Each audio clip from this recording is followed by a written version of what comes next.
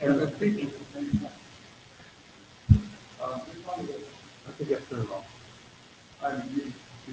aren't I? Okay, hey, I'm Glenn Dean from NBC Universal and Comcast.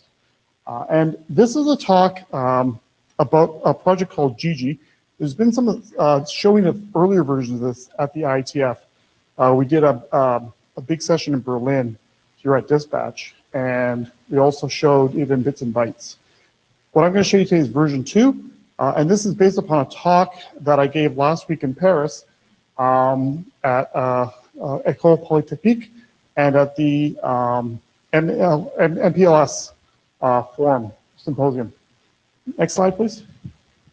So it's a weird title, glass to glass. If you're a networking guy, content guy, glass to glass, sometimes it's the first question, what are you talking about? And in this case, it's refers to the glass of the camera all the way through the entire ecosystem until the glass of the screen. So it's how do you manage content from capture to display and all the steps in between. For this purpose today, though, I'm only going to talk about distribution. It's a very big topic. We'd be here for weeks if I was going to cover the whole ecosystem. But there's two primary goals that we've got in Gigi. One is to enable video streaming to scale better on the internet. The internet pipes are getting very full from video. And while we continue to add more capacity in the form of bigger pipes, and we continue to get better codecs, maybe we can do better. Maybe we can do stuff that can give us an extra 10, 15, 20% capacity. And if we can do that, then people get higher quality video. And it also allows us to expand video into markets that are not tier 1 markets today. So like places like Central America, Southeast Asia, more rural areas that don't have big fiber connections into the homes or into mobile devices. How do we get better quality video to them? And the secondary goal is to be backwards compatible with the deployed infrastructure. There are countless MPEG-Dash players out there today, countless HLS players out there today, and countless CDN infrastructures. We can't just throw that all away and replace it with new stuff if we want people to be able to access and benefit from these new technologies. And there is a connection to ICN, which is why I'm here. Next slide, please. And just hit the, oh, you're showing the non-animated versions? Okay, we'll do the non-animated version. Oh, that'd be great if you could. They're pretty.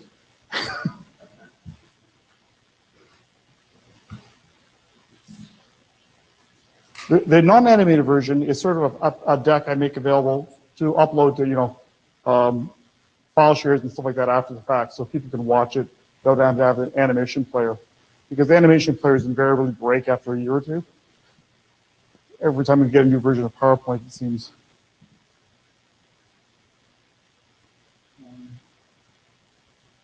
All right, so go into, I think, there we go, that's perfect slide. This slide right here, you just hit tap to start the animation. So we have undergone an evolution of how do we do video. It started out in the old days where we had film. And the first movement of video in the form of film onto computer accessible media put into a single file. And that was also the first evolution of how we distributed content, right? We started to rely upon file distribution tools, even as far back as FTP, to move that file to the computers so people could watch it. And then we added streaming so we could store the file on the server and pull stuff over incrementally. Since then, a lot of people, and you guys get into video, I understand that, so you'll probably already know this. Since then, video's evolved to where they've broken up that single file into packaged segments. So each segment here, in MPEG-Dash, for instance, is a 2 to 15 second portion of that file. And they're packaged in such a way that I have alignment of the iframes, and so I can play a complete clip independently of the other clips. I don't have to have the previous clip to have all the quantization tables and all the other stuff that MPEG encoders and other encoders require. So they're all self-contained little movies. And then we're moving next into the next world where there's a thing called CMAF that's coming out, which is bringing a commonality of both MPEG-Dash and HLS access. I can have one packaging in here, and then CMAF provides me access via either HLS, which is all the iOS devices, or Dash, which is pretty much everything else to access stream video. And this is actually a big step forward. It's still being developed, but this is the evolution that we've seen.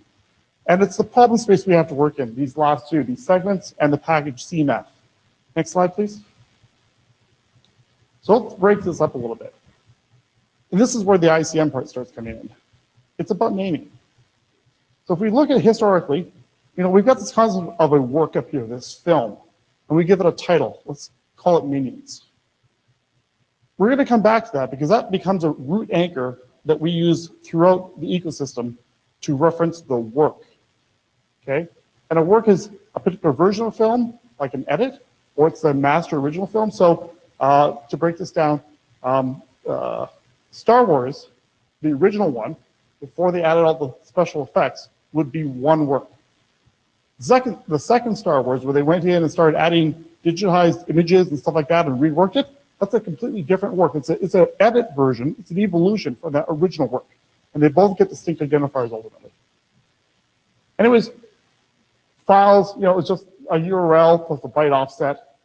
In MPEG Dash, with these segments, this is an example of a URL. You have a traditional, right? You have the protocol, the host, and then we have the path to the individual segment here.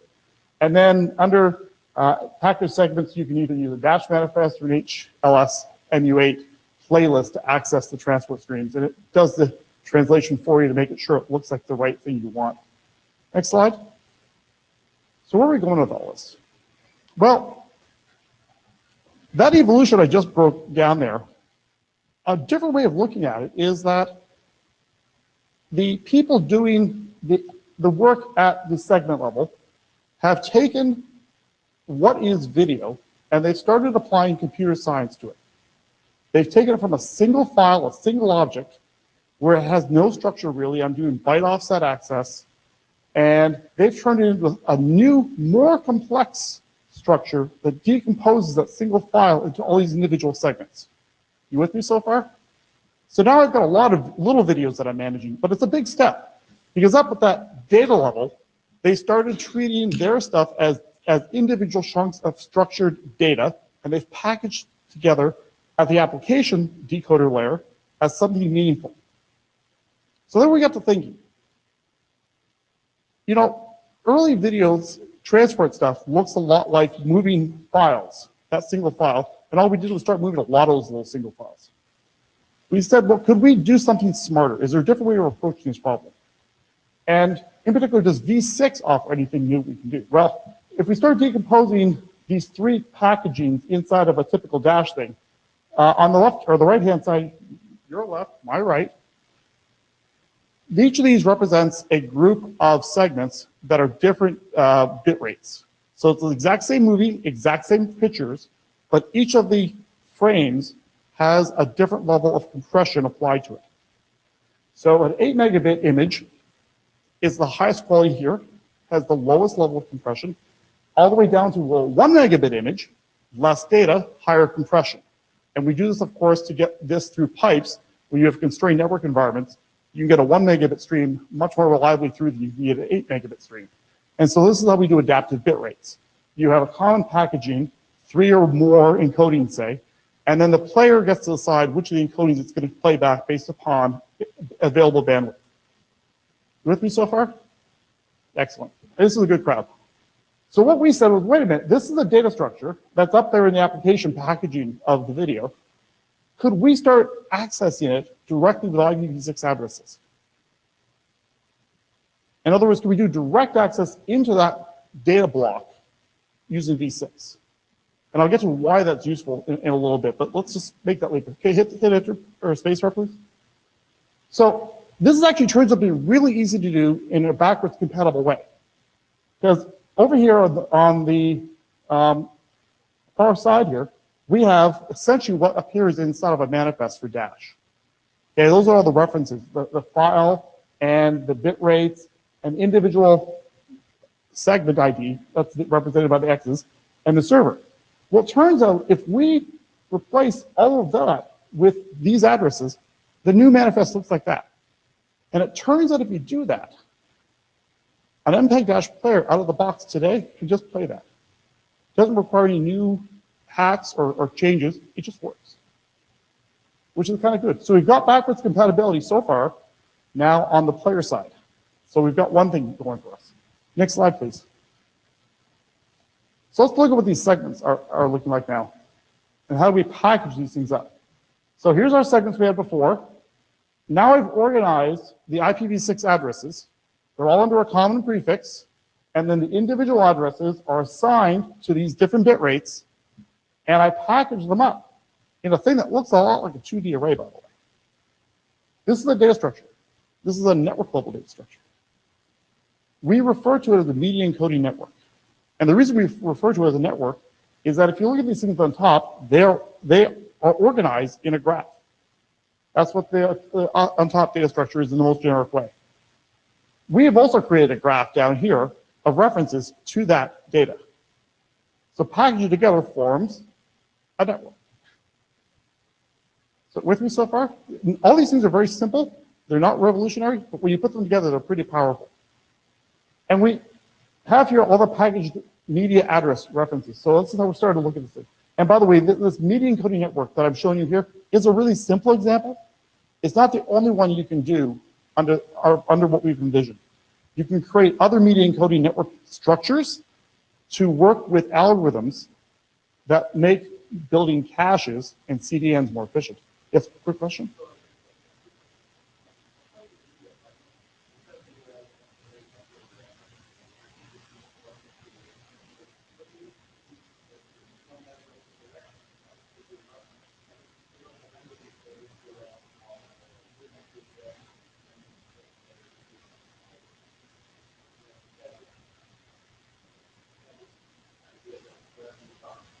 Yes, and more than that, in fact, you have a static IP address for every different encoding of that same video.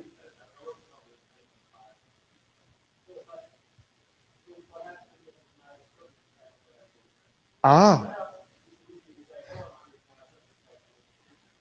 you're correct. But the address we're talking about here is not the address to the server the data is stored on. It is an address to the content anywhere in the network that it exists. And where we're going to go with this is, it's an IPv6 address that points now to content, not a host.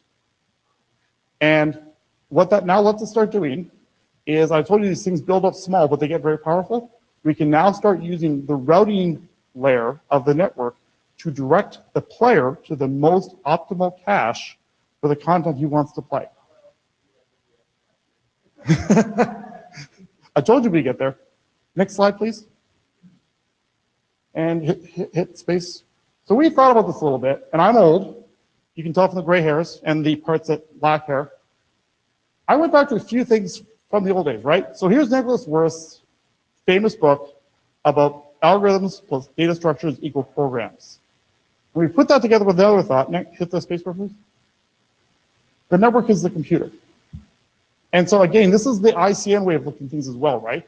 It's you start packaging up these references to the content, which is up in the content space. We now extended the network up to understand that packaged content, and we've built it in a structured way so that we can now start applying that to how we do caches, how we do CDNs, and how we do routing. Starting to come together now. Next slide, please. So to make all this work, there are three essential pieces. The first one is the media identifier. This is the reference to the name of the work. So if I want to talk about minions, which is what that media identifier is right there, this is a digital object ID, you'll recognize it. You guys are all people that work in this space. And there's a system for professional content called ITER. It's actually not just for professional content. Groups like Google are members of ITER, and the content management system within Google, I know, has a field that can store ITER's reference into YouTube videos. So it's used in other places, but I'm a professional content guy, and professional content uses this stuff. And it's a great way because we can now actually refer to things. But by the way we designed this thing is not just ITERs that stick in there. It's actually anything you want to stick in there. You can stick in an object, DOI from ITER. You can stick in a content ID from YouTube, you can stick in something you made up for your own content management system. It doesn't care. It's got a box that says, what do you got? Stick it in here. And then we have this other part over here. This is where we have the addresses, right? Each encoding of that work has an address. And we aggregate that network together under a prefix. This is how we start getting it to be scalable. Instead of having to store all of the addresses, we store the prefix. We get an aggregation for the work. And by the way for Dash it works out, in terms of addresses, you don't really need this big a space. In reality, what you need is a very small space, because in 2 to the 11th bits, you can store a 2-hour movie. Sorry, you can store a 1-hour movie. 2 to the 12th bits, you can store a 2-hour movie, plus more reliably. Because it works out to roughly 1,800 chunks per hour of video you need.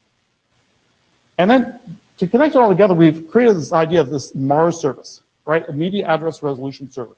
And that offers bidirectional mapping between that identifier and this address, and this address and that identifier.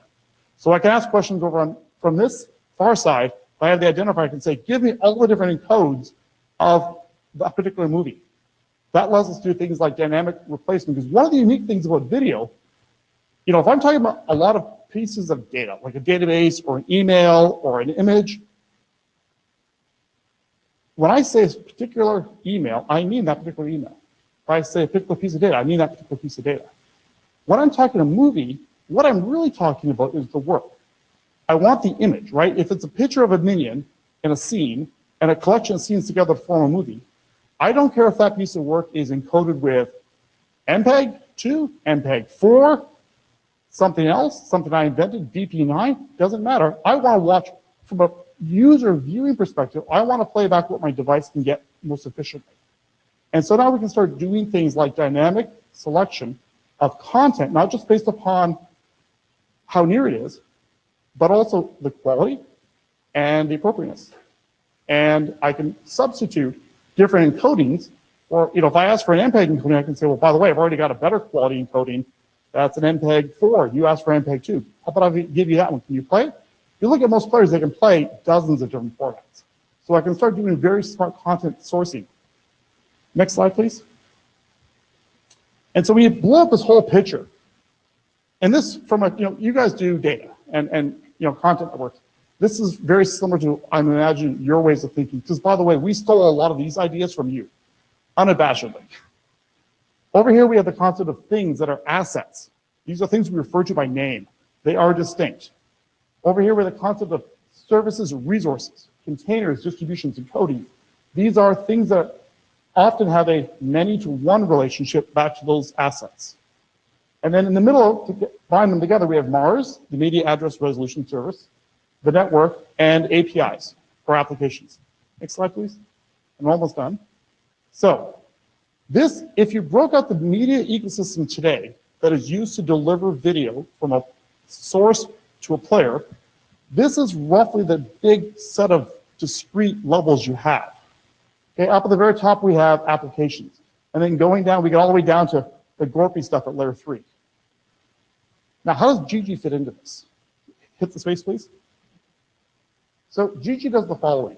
It adds a couple basic pieces. The biggest thing you see in the middle here is this packaged media addressing. This is the media encoding networks. This is the way we bind or connect the stuff down here to the stuff up here in the packaged media. Make sense? This is the MARS server down here. This is the direct addresses. These are the issuance of IPv6 addresses to the different encodings. The GG URI here is the thing that carries that IDER or that content identifier. So for instance, you would use that in a search term, or you could stick into a playlist or an electronic program guide that would go on a UI. That UI would contain the URI for the work, and then it would talk to the MARS server to get the set of addresses that it has access to of where to source that content. And again, it's the address of the content, not the address of the servers holding the content. We also extend the routing layer to understand how to work with that. A couple ways of doing that, and we're going to show that to you on Thursday. And you can also work looking at using segment routing to do some very advanced stuff there. Because one of the things that this now lets us do, and I'm really excited about this, because I'm a nerd, is once I've got this in place, I've now opened up all the new tools inside of IPv6 to allow me to do smart networking to deliver content. So I'm no longer now just using those tools to talk to IPv6 servers. I can now start talking to IPv6 content. And this is the real power here. Next slide, please. So this is the part where I would show you a really cool movie. It's a big movie, so I don't have it with me today. But I'm going to do better than that. On Thursday at Bits and Bytes, at the NBCU table, I have this running live, because we've built it. It's not just theory, we went out and built the darn thing. And so what we have live, and you'll see it, is we've built CDNs, 2 different CDNs placed on the real internet. We've got a small Raspberry Pi configured as a home cache device. And we've got a Mars server, again, on the real internet. This is connecting through a real home router. Okay, this is just an out-of-the-box Comcast router. And we've assigned addresses to minions. We got Encoding of Jurassic World, and we've placed them in different caches. And we, in demo, show you this all running. The players, these are 3 players we've created over here. They've each got a little mini EPG running inside them. And you can select what movie you want to watch, and it'll call it up from the nearest cache. And we've got it working with, in the home environment, using both ISIS and, oh, I'm blanking. What's the other home net routing protocol? Babel, yes. So we are actually running with both. It was pretty easy. So if you, and by the way, this is done a partnership with Drexel University through a grant from Comcast. Next slide, please. So getting back to this is how it all comes together. This is the media ecosystem. Next, please. And here's the last bit. So we have a bar bot to talk about streaming video over the internet tomorrow night over at the Fairmont Bar, if you're interested, from 6:30 to 7:30. We are also going to be at the Bits and Bytes showing Glass to Glass live. So come play with it. Tell us where we got it wrong. Tell us where we could get it better. And we've also got 4 drafts out there of these ideas, so people can sort of poke at them and understand what we're trying to accomplish. And that's it. So, any questions? Yeah, I have a question. One of the trends that we've seen very, very strongly in internet video is maintaining privacy of who's watching what. And hence, even though the videos themselves may be encrypted, people like YouTube and Hulu and everybody else who's offering streaming video runs the sessions over HTTPS so that you don't actually know, you have no way of knowing what, but be an eavesdropper, what anybody's watching. Yeah, you know. And this seems like when you map something to IPv6 addresses, you're like broadcasting to the entire world, not just what you're watching, but every single frame you're watching. You're right. That's an excellent observation, and you're completely right. So gosh, that would be a problem if we didn't have a way to get around it. So here's the way we think to get around that.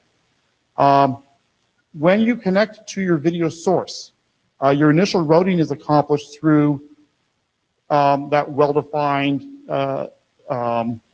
address. However, you can then renegotiate a dynamic address assignment. Just like if you imagine in IPv6, you can have 2 hosts on the network that suddenly negotiate a session level connection that's only between the 2 of them.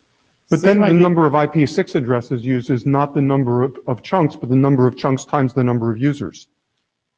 But there's 2 classes. So one class is a class of addresses which are assigned persistently, and these other ones are addresses that are assigned on the fly just for that session. And like I say, it's about 1,800 chunks an hour. So essentially what we're saying is, for an hour of video, we're going to use 1,800 one-time addresses. So that's a million people watching times 1,800 is insignificant to the power of the force.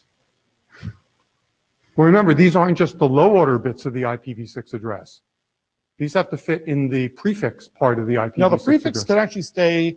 The prefix can be no, because if the prefix is the same, you know what somebody's watching. No, the prefix can change too, but the prefix can remain the same per cache. So an individual cache can actually use the same prefix for these individual sessions, because you're still able to tell what cache he's talking about if you're looking at the traces and then at the network level. So We call this dynamic renumbering for the session, and our belief is that it does mitigate the privacy concerns, because they're real privacy concerns, and I have them too, because as a content company, we don't want to know what you're watching. In particular, we don't want anybody else to know what you're watching, because that way you're comfortable watching whatever we have to sell. And, you know, as I say, my studio makes the Kardashians, and we want you to watch it because we get ad revenue from it, but we realize you may not want your neighbors to know you're watching the Kardashians at 3 o'clock in the morning. So privacy is very important. So let me just get, I know how these routing protocols work. Can you actually churn the routing protocol every time the session starts? I'm told by I'm not a routing expert, but I'm told by the routing people this isn't a problem. Oh, I know the segment routing people will tell you it's not a problem, because they will tell you that nothing is a problem. That's a good observation, actually. But anyways, this is how it does work. Great, so, thank you.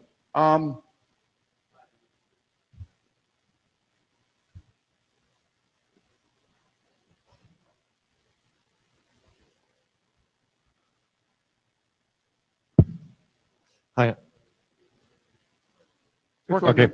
Hi, I'm the Kutscher. Thanks for bringing this work to the group here. Okay, so Dave asked the first of my questions. So is like security a topic at all in your work? For example, do you try to prevent cache poisoning and these kind of things? So at this point, it's an R&D project. Yeah. We haven't tried to prevent cache poisoning because so far the model that the caches are populated with is a forced top-down model, so they're controlled what gets put in them. If you ever get to the point where you could have caches that started loading up themselves, then I think you'd have a problem with cache poisoning, and you'd have to look at the potential attack vectors there. So right now it's all pre-positioned? Yes. Okay. At the cache level. But that's just because we haven't got to the next phase where we would have dynamic caches. We've talked about it, we've thought about it, because it's something that's really cool. You know, one of the use cases we have is the ability for two devices that are completely off the internet to actually form an ad hoc relationship and allow you to stream from one device to another. So for instance, you're on the beach, you've got a camera that's taking video there on the beach, but you're on a beautiful remote beach. It would be really good for people locally to be able to form an ad hoc network and allow you to stream from one device to another device on the beach. Or maybe I'm on an airplane and I've got a movie on my iPad that I want to share with you, and we don't have reliable full-blown internet access, but we can stream over the in-house Wi-Fi. So these are use cases that we'd like to accomplish. Is this a proposal for the general internet, or is it like for something that is driven exclusively by NBC for private domains kind of thing? So the intention is, it's an R&D project, but it's an R&D project we're hoping will have benefits for our global content distribution, which means it's for everybody. And that's why we are talking to groups, and we've written IDs here at the IETF, and where we're having a BOF, because we want these things to be looked at and discussed by a lot of smart people like the IETF and help us shape it. So I get up here and say, well, here's how it does work, because we built it to do it that way, okay? That doesn't mean we're done. That doesn't mean those are the only ways of accomplishing it, but it's a starting point for people to have conversations around how do we then do the next things. Because the intent is, hopefully, big picture, have one solution that we all buy into, so that we don't have, in 10 years, 4 solutions that do something very similar, but don't do it the same way. Because it would kill us in video. So one of the costs that we have as a production studio is producing content for all these different formats and standing it up on distribution platforms to be accessed by all these different types of players. It's very expensive. Amazon makes a phenomenal amount of money out of Hollywood for doing transcodes because of all the different formats we have to support today. It's not uncommon that one movie can get re-encoded 80 different times and packaged 80 different ways. And so one of the big movements within professional media, and why we have things like CMAP coming out of the MPEG groups, is can we get down to common formats that can be used multiple places, so we take up less storage space on the CDNs, so we can put more diverse content there, and we can also save a lot of money on doing all these crazy transcodes that we do today. But again, one of the things with name-based routing is things like, because they are non-topological and the scalability aspects of it, because you're talking about millions of titles, and now your fibs have to scale for those kind of numbers. And the other thing is that the churn that it introduces, because you're moving content here and there. We've done the math, So and we do not exhaust IPv6. In fact, we don't make a big dent. The reality is, if you look at a service like YouTube, the current quote that they give out is about 400 hours are uploaded per minute to YouTube. And I've done the math, how to build a library out of that and address these v6 addresses, and will we run out of space? You won't. And it gets to a big number, but guess what? No, you won't. It's not a giant number You won't. compared to a v6 address. You won't. Address space size isn't the problem. Now, to make it scale, you do have to be careful with your aggregation. This gets back to how you apply your prefixes for your libraries, right? Because you don't want to have hundreds and millions of addresses floating around out there. You can aggregate these things. So you could aggregate at a YouTube level for a lot of stuff. You could aggregate at a certain prefix level for all of NBC content, the entire library, which is about 6,000 films and about 60,000 short forms, right? So all combined, you got about 66,000 titles you want to short or manage in a common library prefix. It's doable. I've done the math. I don't have the math here to show you today, but, but we have done the math. Yeah, the problem again becomes because when you're working with prefixes and you're working with aggregated names, you don't know exactly where the content is unless you de-aggregate and give those. I mean, so Or, that or until you start basically changing explodes potentially your how the fibs, right? caches look at things, right? So again, this is R&D. So you're right, you can get into some problems with aggregation. One of the ways to start looking at a cache is, instead of today, which we use essentially a file server that has a bunch of named files on it, start thinking of your cache as the same function as a router on the network, where I advertise the address space for the content libraries that I'm going to offer. And then when I get a hit, maybe I populate myself. And if I get a miss, I still resolve that by accessing upstream, and then I resolve it locally. So I now can start positioning near the edge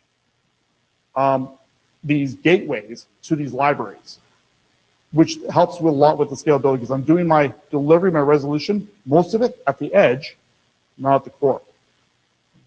And by the way, part of this also was to deliver some balance back to the way we do video, because if you look at video today, we're building an ever smarter core. The CDNs are getting incredibly smart. We've got great companies like Sedexis and Conviva that do telemetry that make the CDNs smarter and smarter and smarter. But the problem with that is that it kind of violates the core design of the internet, right? Dumb core, smart edge. It's building a really smart core today to make up for a very dumb edge. Part of the idea here is to start delivering control back to the player side on the edge and work with the network that's doing the routing at that edge to make the cache selection choices. Okay. And the other thing is, you said you're mapping this 2-second to 50-second videos addressable by IP packet, right? I mean, they're really megabyte size. Well, that's how it's done today. That's how MPEG Dash works today. Everything you watch on No, but I'm Netflix saying that's does that. more a transport level problem rather than IP level. They're not changing the transport. Yeah. This works with the existing transport. No, transport in the sense like, I mean, They're not changing the transport. yeah, no, but are you They're expecting? just changing the addressing. Yeah, that's right. But are you expecting those 2-second or 50-second word chunks to be encoded in one IP packet? No. we're They're not not making any changing the assumptions. transport. We make no assumption on transport. So it'll work today with HTTP, which is how they do Dash already. It'll work with the transports that are currently being used. And by the way, as long as they don't do anything really radical, I expect it will work with whatever transport you bring along that still accesses the content in the same basic patterns.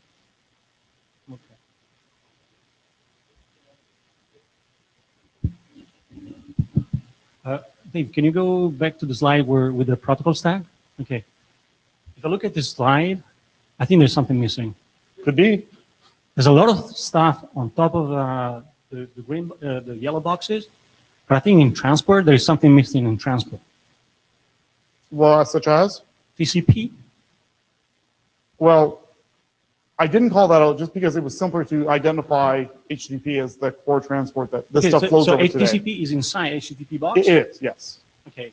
I mean, technically, look, I only had so much real estate, right? So it doesn't have every last little tiny detail, but this covers the primary way we do transport. And I know there's people who are working on multitask, and there are people who are working on No, but let me answer my UDP question. transports. So here's the tricky thing, right? Which is if you address with an IPv6 address that is non-topological, that is content oriented, you're effectively using any cast TCP connection establishment, right? Which may work if you're really, really, really careful, so that all subsequent packets actually wind up at the same instance of that logical address, right? Now, in order to make that happen, you need incredibly stable routing, which I believe you might be able to make happen, say, inside a professionally managed service provider network like Comcast, Comcast Network, something like that. It seems really scary to try and do this where you don't have really tight routing stability. It's not doesn't need that stable because there's no state that needs to be maintained on the cache that's serving out the content. No. TCP has to deliver all the packets of its connection to the same physical host, or it will break. I understand. So one of the areas that is interesting to explore is once you have this ability, do we need to make changes in the way that the conversations are had over HTTP? Not change HTTP, not change the actual transport, but one of the areas you now have the ability to start doing smarter things around is, can you, like, what I want to use, can I bundle the requests for those different packets through that single pipe without a reestablishment? My question was related to TCP in the sense that you showed in your example that you put an IPv6 address in HTTP. So that means technically, if it is working, that you're opening a TCP socket in the client that is a connected to another service somewhere.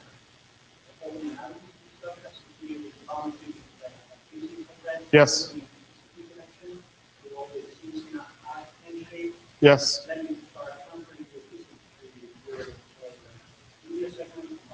Yeah.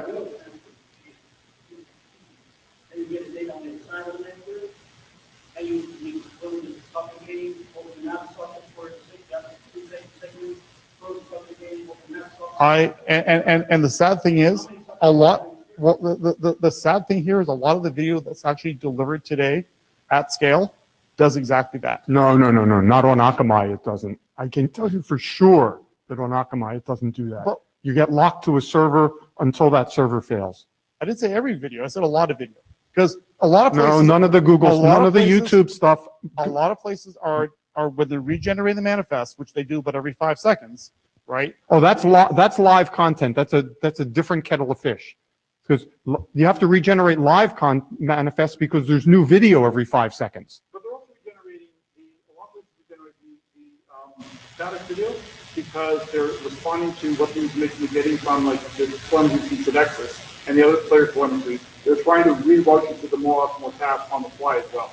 So it's like looking at a game. This is an R&D project, so I agree. There are some places where things can get done better.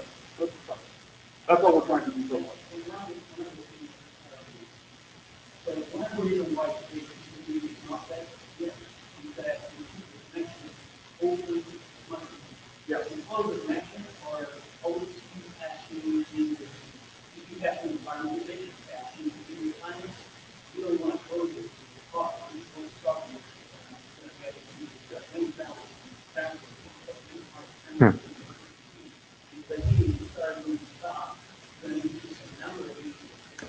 So let me see if we got this right. There's a separate IPv6 address for every chunk, every encoding of every chunk. So you are actually now forced to close your TCP connection for every chunk, right? Well, I understand they're aggregated, but TCP, the way TCP works is you cannot maintain a single TCP connection if any of the 5-tuple changes. But, Right. But if we now, and again, R&D project, right?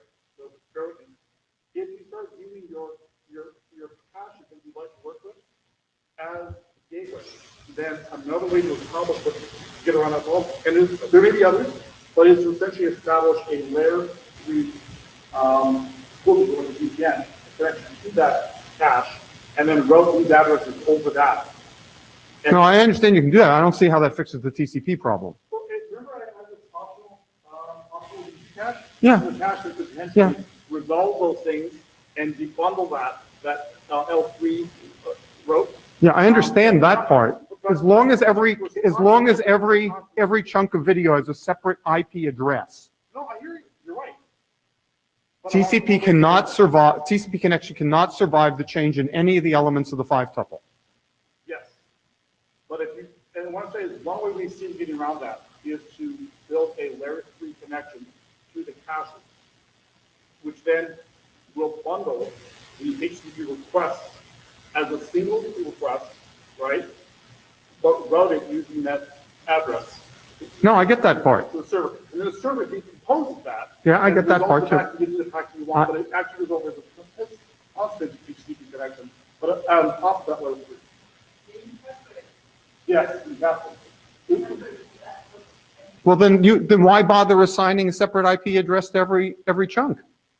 Then don't bother to do that. And that's another way to package it. Once again, this is experimental. So we have gone with this route because there are other similar efforts that have been shown. Cisco demonstrated one, and Church Communications last week in Paris was talking about another way that they were talking about doing the same thing. So there's converging ideas here coming together.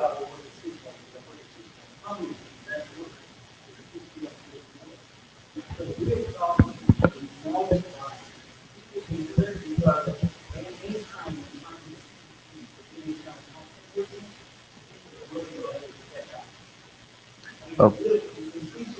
We should move on. Yeah.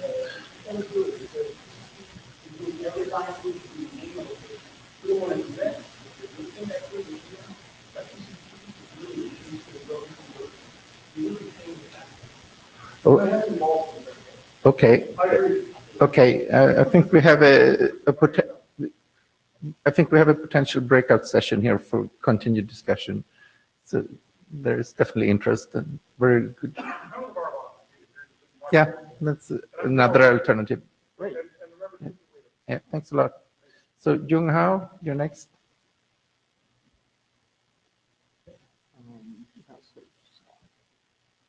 I put them up. They are on.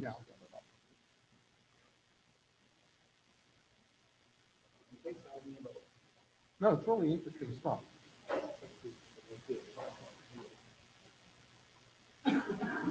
I'll have your stuff up in a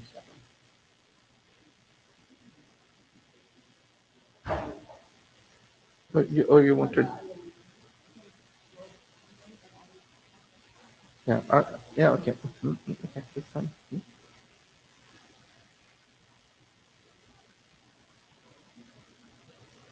There you go.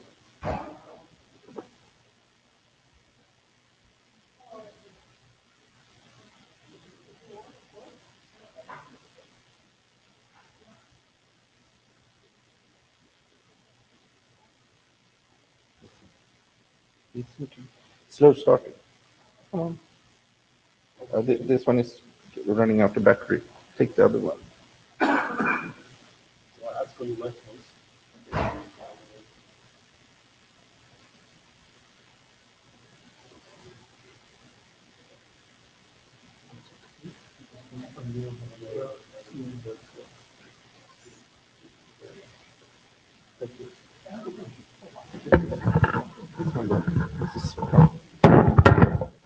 This one definitely works. Okay. Oh, yeah, it works. Okay. Yeah. Hi, everyone. I'm Chung Hong from Atri, and today I present the document which is merged between Atri and Huawei about the name resolution service requirements in ICN. We have been working for some time to merge this document. Before that, we had our own document for Atri and Huawei, and we both presented before in ICNRG. And then we had a very similarities in two documents, so we tried to merge it. And we also I have also discussed the stuff, this merges draft the last meeting in Seoul, and finally we just submitted the merged document for this meeting. So I'm just go quick review of the document. This is the history of the documents that I just explained, and the purpose of this document is we try to achieve a consensus that name resolution service is the most essential service which shall be provided by the ICN architecture. We are not, in this document, we are not talking about any kind of name resolution approaches or any design mechanisms. Regardless of these, we are trying to say in this document that NRS is the essential service which has to be provided by ICN architecture. So for that, in this document, we give the definition of the name resolution service in ICN. Also, we discuss the motivation for that. And then naturally, we discuss the requirements, the things that we have to consider when we design the NRS in ICN. Yeah, next please. And this is the table of contents that we made. And just I explained on section 3 motivation, we give the definition of NRS and the motivation about the handling the heterogeneous names and dynamism in ICN. And then we discuss the requirements for NRS. And then we discuss some use cases of the NRS. Next, please. So in ICN challenge RFC, name resolution is the first step of the ICN routing. So the ICN routing may comprise these 3 steps. The first step is the name resolution, which translates the name to the locator, and the second step is the discovery, which routes the requester to the data object, either by name or a locator, which was resolved from the first step. And the third step is the delivery, which routes the data object back to the requester. So in RFC 7927, they discuss about the ICN routing. So they categorize the ICN routing according to the lookup by name or route by name or hybrid routing schemes, depending on how these steps are combined.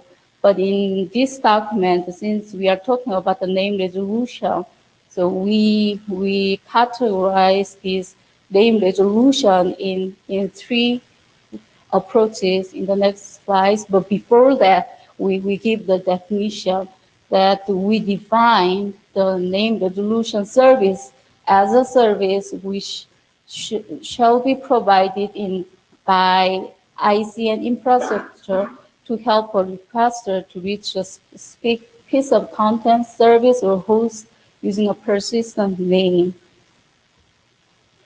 And these are 3 approaches on name resolution that we categorize. One is the standalone name resolution approach, and second is name-based routing approach, and third is hybrid approach. And standalone is the name resolution step in routing is separate from the discovery step, so which is use the DONA pursuit or say mobility first project. And the second name-based routing approach is the 2 steps are integrated. Actually, in the challenge document, they said the first name resolution is omitted, but we consider the tools are integrated, so we see this as a name-based routing approach for name resolution. And the hybrid is the name-based routing and can start first, or can the standalone name resolution approach can start. The both way works, different cases. And these are comparisons of the two major approaches between the standalone name resolution approaches and name-based routing approaches. According to, we compare these approaches according to the update overhead and resolution capability and node failure impact and maintain the databases. Well, since we are not emphasizing which approach is better than the other, so I'm not go over all the details of the table, but we are just showing this comparison because all the approaches has a constant pros and cons.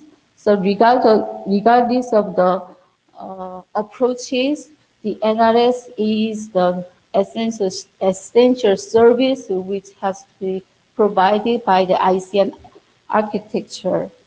Next, please.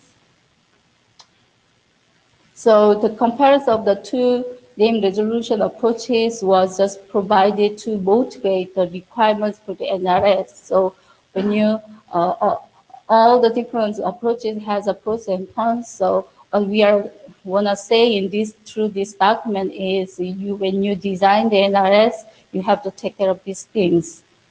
Yeah, please. So these are two motivations for name resolution service that we are talking in this document. The one is the handling the heterogeneous names in IC, and the other is handling dynamism in ICN. And the heterogeneous name includes the hierarchical name and flat name and human readable name and non-readable name. So all the different kinds of names can be handled through the name resolution service. And dynamism includes the mobility and multoming and migration and replication of the named data object. So these are also can be easily handled through the NRS. Again, I'm not saying that the NRS is the only way to handle these heterogeneous name or handling the dynamism, but through this document, what we are trying to say is through the NRS, these all the features of the ICN can be efficiently supported. That's what we are trying to say. Yes, next please. And these are requirements for the name resolution service that you have to consider when you design. So we categorize them into three aspects. One is operability, and second is manageability, and the third is security. So we just categorize into three. And today I'm not go over the details of it because we have done it before. So yeah, next please. And now I'll talk about the use cases of the NRS in the literature. So about the 4 cases, the first is in flat name routing support, and second is publisher mobility support, and third is scalable routing support, and first is the manifest support for nameless object in CCNS. Next please. So flat name routing is not easy with the because the flat name cannot be aggregated, which can cause more the scalability problem in the routing system. So in literature, to address this problem, a flat name is resolved to some information which is routable through name resolution service.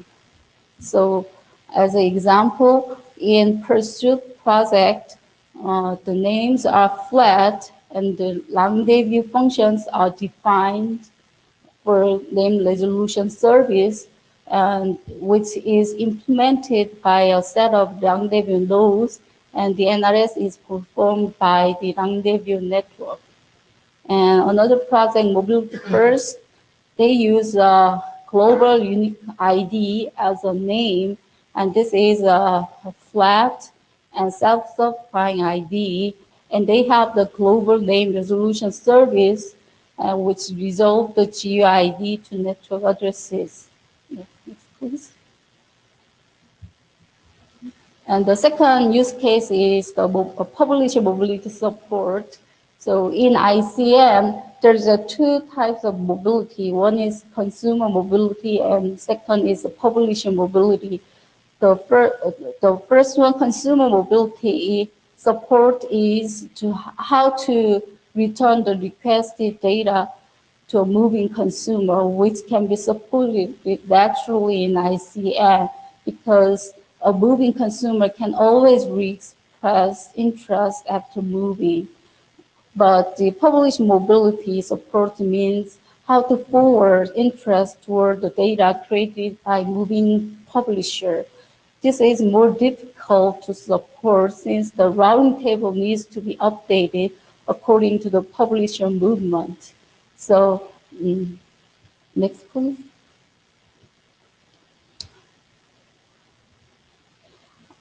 These are some solutions for mobility, publisher mobility support in literature.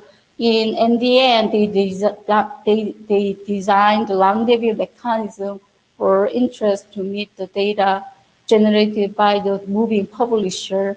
And the second one is a draft on forwarding label in CCN. They proposed this based on separation of the ID and locator names, and they defined the mobility service controller, which controls the forwarding label cache table, and this cache table caches the mapping between the name to locator. And the third project is the mobility first. In there, both consumer and publisher mobilities can be handled by the GNRS, which resolve the GID to network addresses. And third use case is a scalable routing support. And in the DFG of the ICN network, there is a routing scalability issue. So in NDM project, they designed the Babbitt in-cap system. In their data whose names prefix do not exist in DFG forwarding table. That data can be retrieved by NDNS, which is the DNS for NDN, which are designed for NDN routing. And this NDNS maintains and lookups the mapping information from a name to its globally routable prefixes. And the last use case is the nameless object support. In CCNX, they introduced the nameless object, which is the content object without the name, and this can be retrieved by a interest with the name and content object hash restriction. And here the name is used for routing, and the content object hash is used to identify the content. And in order to publish this nameless object content, one would first create a signed manifest with an authoritative name in it. So this manifest would need to enumerate the possible content, distribution names, and the nameless objects, contents of object hashes. So we need a specified method for manifest the lookup, and this can be considered as a name resolution service. Yeah, this is all that I have for this presentation. And again, I would like to say that in this document, we are not trying to express or emphasize any approach of name resolution or any mechanism has to be used. We are not trying to say that. What we are trying to say is name resolution service is something that we need, has to be provided by the ICN architecture. So I'm trying to get a consensus on that. If we get the consensus on that, then we can move that to work on the requirement when we have to consider designing of the name resolution service. So may I ask for the consensus on the NRS, just NRS in ICN first?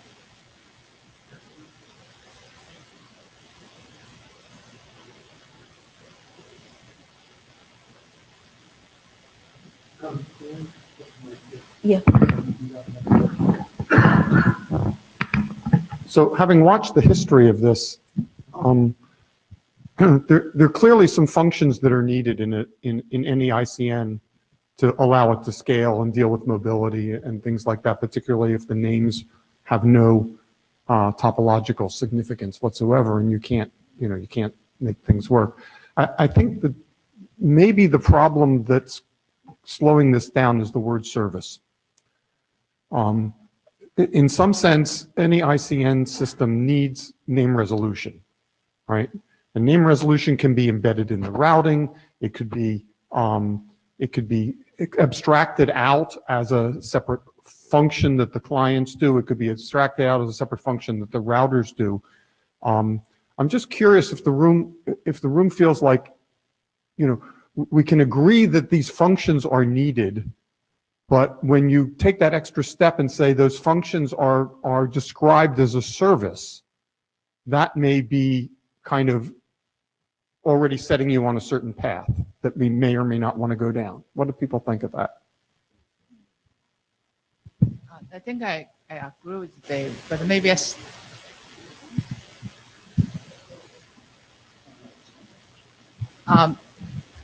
stated in a different way. I do not believe the service is the right term, but also because I think it's way too early to understand what the requirements are. Definitely some kind of mapping will be needed, but so far our experience have said that you can get that mapping information by all different means. Like for now, we have this so-called NDN fit application where you carry your iPhone, you report your health data. That also to be able to fetch the data from your phone, it requires mobility support. But this mapping service actually is provided by the phone itself.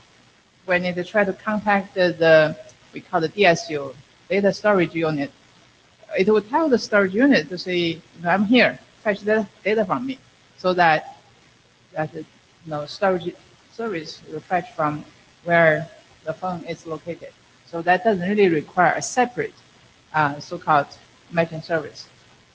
There are also other examples like this.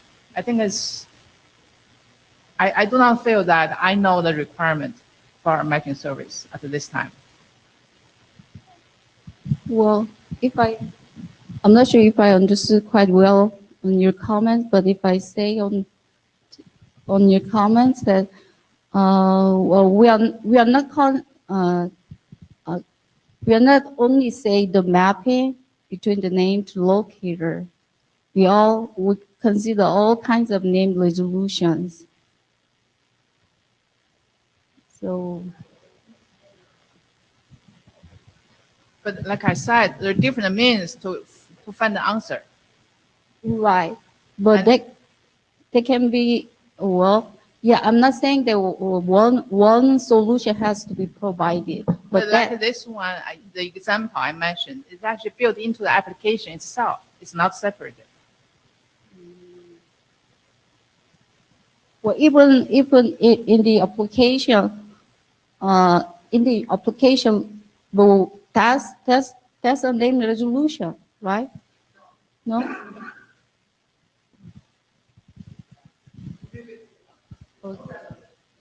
Okay.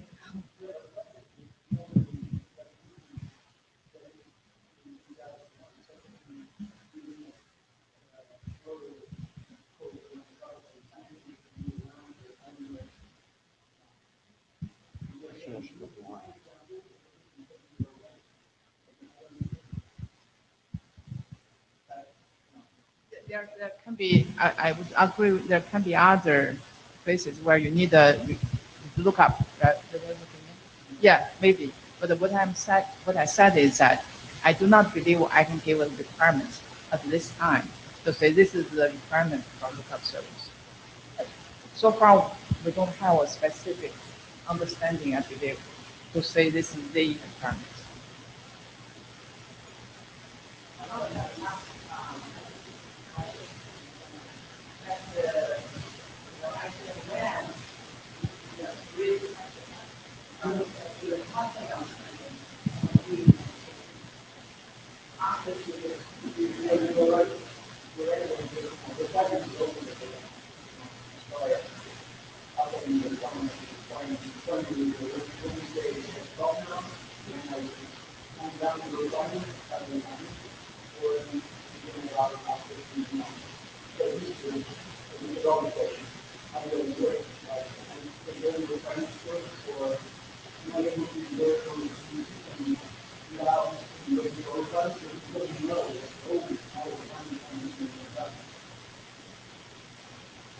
My understanding of the problem is that they come, but I thought still the answer are the way I we understood that on the topic.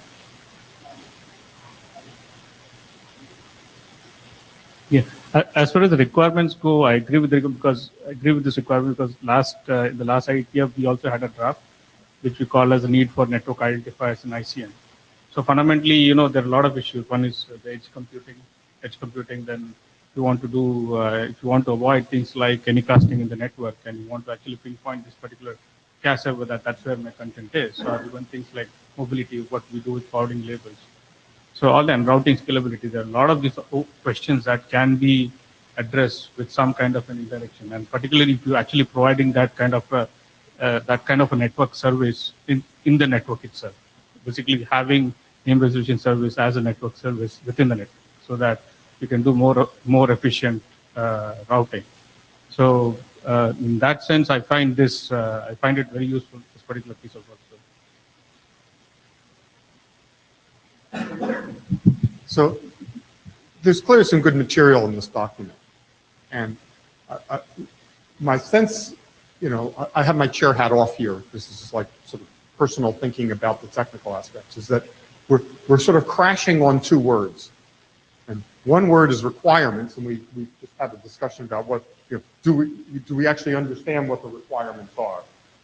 And then the other one is service, because service is a highly overloaded term that usually most people interpret as ask a question, get an answer. And some of these approaches that Lisha mentioned, a few others, don't present themselves in the form of ask a question, get an answer. They sort of like might do a look aside, or they might route a packet to a particular place that has more information, and that can then route it on, and then when you get the answer back, there's some state that's sent back that makes subsequent requests more efficient. I mean, I think some of the stuff Ravi has done with these identifiers that wind up in subsequent packets that efficiently route sort of fall in that kind of a design paradigm. So I think there's something we can do here, but maybe it's not a straight line from here to there in terms of adopting a requirements document. So maybe we should have more discussion of this on the list, or maybe people can comment on particulars of the material in the document in terms of technically, is this the sort of thing we want to make sure gets captured? I don't know. I don't want to sound negative here. It's just, it doesn't seem like there's a straightforward path to say, hey, now, I think as Luca mentioned, now we have a set of requirements. Now let's go build a system that satisfies those requirements. Because we don't actually know whether the system we build actually needs to satisfy those requirements. Right? I don't know. Maybe I'm just blathering. I'll give up and stop now. Well, then, if the term, like the system terminology is confused or is not make sense, then what about if I change it service to the system which support the name resolution? Because I think there is a consensus or that we need the name resolution function as a function. So to make the function available, we need a system to support the function. So instead of saying name resolution service, what about name resolution service which support the name resolution function in ICN? Is that better or? Well, what about to use the system word instead of service? So make it the name resolution service to the name resolution system, because I think we can agree that we need the name resolution as a function. So we need a system to support that function. Yeah, so I'm not sure. So, chair head on or off. So the problem is that some people have is that there are standard bodies, which we are not, but there are standard bodies that use the term requirements for something very specific. So that's basically a document that creates normative requirements that need to be considered by later like designs and more specific specifications. And you want to be able to trace back your system design to those requirements. And so now if we are saying, oh, we are sponsoring a document on NRS requirements, this creates some allergic reaction. And so what I think would be really, really useful, so not saying that this is not useful, but what would be really, really useful is to document experiments to show this is how name resolution can work, and this is our experience and our experiments. And so that should be, I think, the main purpose of this book. So we're not going to lay out the foundation of future standards right now. I don't think we should be doing that. Actually, we already started to design and develop the APIs for the NRS using the CCN devices. So, well. Okay, I don't quite know what we should do with this, but I have. It seems like everybody agrees that something is needed in this area. That I think everybody agrees. If that's a function, a system, a service, or something else, we have trouble agreeing on.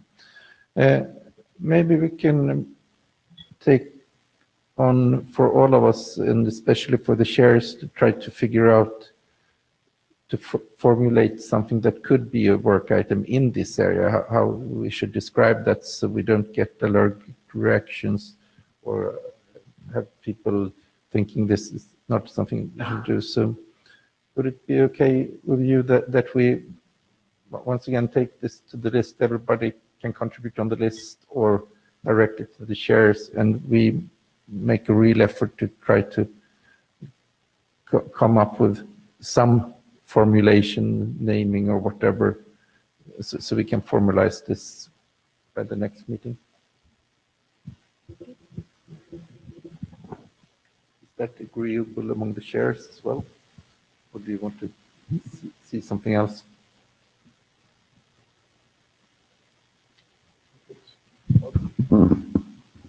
I have a point I could interject. So going back to this slide, so whoever brought this up again, this is good. Like, what's the objective of the document? Do you want to, I mean, so the end goal here was about the requirements. If it's not the requirements, is it that you want to start defining APIs that you're hoping that these different flavors of NRS The main- conform to? So have we listed all the objectives here? So to what end do you want to capture all of this? How do you want to impact the community moving forward? Well, the main goal of this document is to present the requirements which has to be considered when you design the NRS. That's what you said, Lucas said, I think. But once you have before- the requirements, which may still be evolving, I thought the conversation was also that, you know, we have some of the requirements, we maybe don't know all of them, and then from a methodology standpoint, how would you use those requirements? And so one way you might use them would be about the APIs you're designing. One might be to, you know, for people who want to build separate components that are NRSs or NRFs, whatever you want to call them, functions or services. So from a system building standpoint and from the standpoint of the community coming together to reuse this work, you know, what's the component that emerges that is reusable from this? Is it APIs? Is it, anyway, so I'm just trying to figure out whether you've captured all the purposes of the stuff. I think the APIs is an alternate route. Yeah, well, I tried to get the consensus of the consensus on the NRS service as a service first, and then when everybody in ICNRG agree that we need a NRS in ICN, then we can describe the requirements, things that has to be considered when you design the NRS in the actual system. So I tried to follow the step by step. So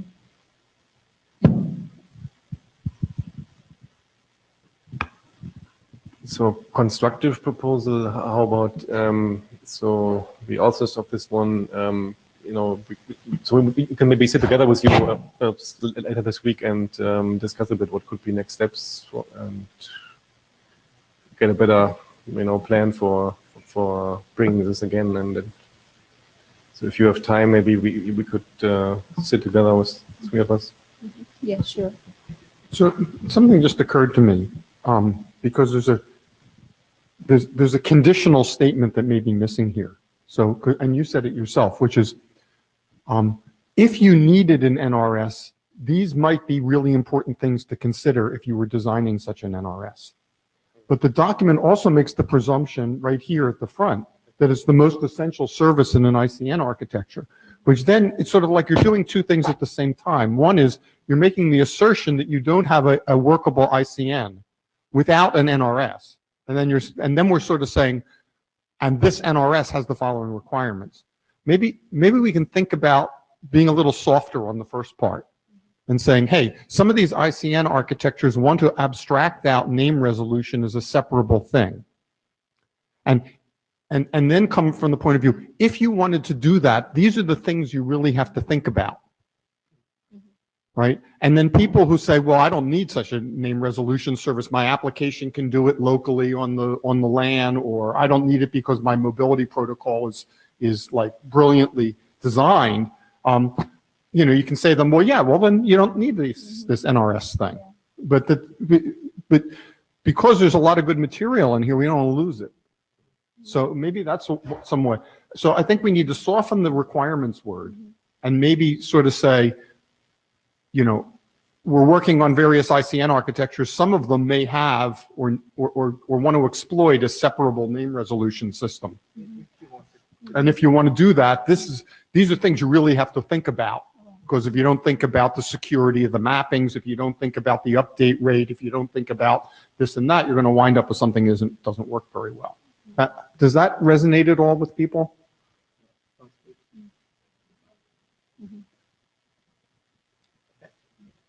All right.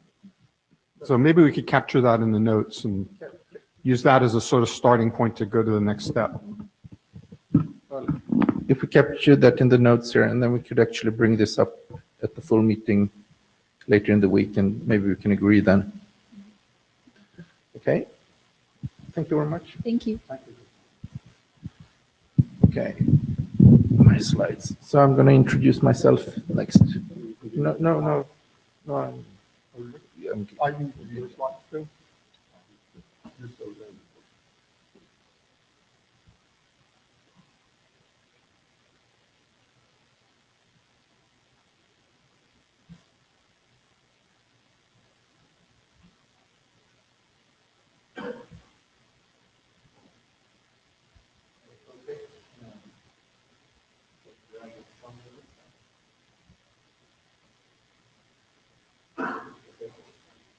Hello? Yes, now it's on. Okay, great. The first thing I should say is that this work is mainly done by Anders, and he should have the credit for I have been mainly a discussion partner on this. And then this is more a discussion starter in this topic. It's not really a proposal on what to do and how to do it. It's more a question, what do we need in ICN when it comes to loss detection, retransmission, and congestion control? So, and it's basically taking the existing CCNX document as the basis. So Luca had some things you're doing in your version of CCN that's not reflected in this and so on. So, but I think we can have a discussion around this. Okay, this is just a basic introduction to the problem, showing in this, I think, fairly well-known paper that the green dots is the delay at one router, and the red one at the closer router, and shows that they used this method to detect where in a large network the congested link is. And then the blue thing down there shows the packet loss on that link. And this is really just to show that in today's network for sustainable times, you do have packet loss over 1% in the network. Okay, next slide. And then in CCN, we have a number of alternatives how we can deal with retransmission things. We can have these 64 kilobyte chunks that then are fragmented in some link layer in 1500 byte things where we don't have any retransmission underlying. So if one of these fragments is lost, we need to retransmit the full chunk. Another alternative would, of course, be to make each CCN chunk 1500 bytes, but that I don't think anybody wants to do for overhead reasons. So next. And just running this through MATLAB, you see that under these conditions, already when you get to 1%, a lot of packets needs to be retransmitted. So the color thing down there is the packets or fragments that needs to be retransmitted once, twice, 3, and so on. And the blue line that goes up is the total overhead for retransmission, the accumulated of all. So you see that already at 1%, you can't really sustain some useful CCN traffic by retransmitting at the CCN level. So something needs to be done if you want to be able to run over this type of links. Comparing with TCP/IP, you can see that in TCP/IP we have the IP layer that's best effort. And then on top of that, you can either have TCP to deal with this retransmission thing, or you can have a simpler UDP thing. And you have the APIs for this. Also, CCN Indian packets could be lost, especially if you mix much IP traffic over the same Ethernet infrastructure. It's not reasonable to assume that we're not going to lose fragments that belongs to the CCN traffic. So we need some kind of mechanism to deal with this, and of course we could have link layers that deal with this. That's one option. But basic the question we ask here is, do we need to have some API that deals with these things of loss, retransmission, and congestion control in ICN? Okay. Can I ask one quick clarification sure. question here? In the IP example, you also have this thing that you're measuring end to end, and the losses are hop by hop. So the loss measurements you're seeing in that slide were actually potentially over multiple hops, not over a single hop? No, that was a single hop. Right, so there's one hop, and then the endpoints are on that hop. In CCN or NDN, I assume you're talking about some kind of hop by hop mechanism. Yes. That is not some end-to-end thing, right? Yes. Okay. Okay, next. So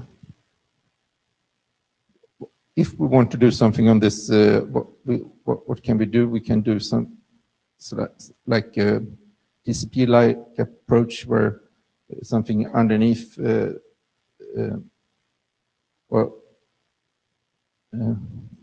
is hiding all this from CCN layer. For example, running the CCN on top of TCP. Or we can also do UDP where we just let the application deal with it. So basically we can have two APIs, one that only do interest in data messages and let something else take care of it, or the application take care of it. What we potentially could include here is that expose some information from the underlying layer up to the application, have a more complex API than a very simple one. Hold on. When it comes to underlying ways to deal with it, as I said, we can run it over TCP per hop. That there is this wireless loss detection and recovery that Luca and others have been working on that can deal with this. And then, of course, cellular networks has their way of doing it. Okay.